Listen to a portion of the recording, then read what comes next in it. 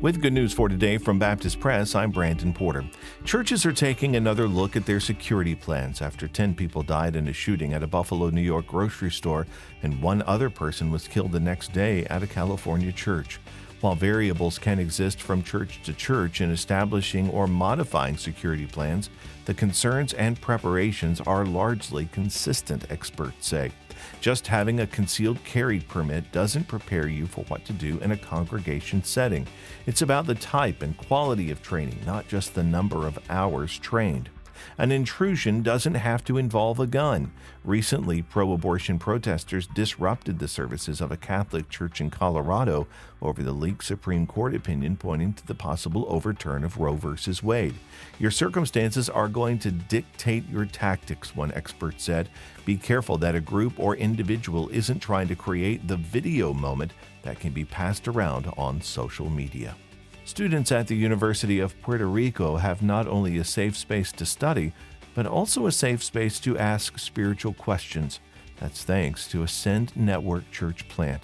What started with campus visits and casual conversations with students turned into a desire to offer students a physical space away from the darkness and sin that often surrounds secular college life. Tables, chairs, and coffee as strong as the Wi-Fi signal invite students to long, productive study sessions. There are comfortable couches alongside shelves stocked with books for reading during breaks. Tucked away in the back of the house is a kitchen where students can heat up their meals and take hot food back to their dorm.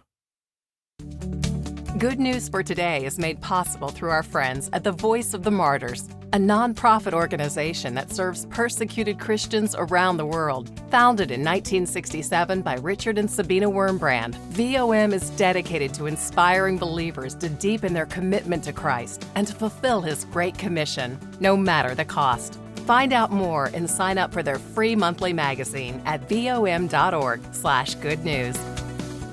Though each migrant's journey to the U.S. looks different, many face some of the same tragedies and hardships on their journey.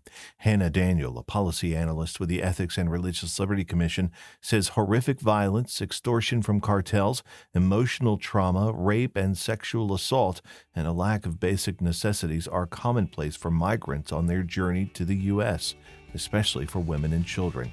As we once again see headlines around immigration in the news, it's essential for us to stop and consider why so many still choose to come.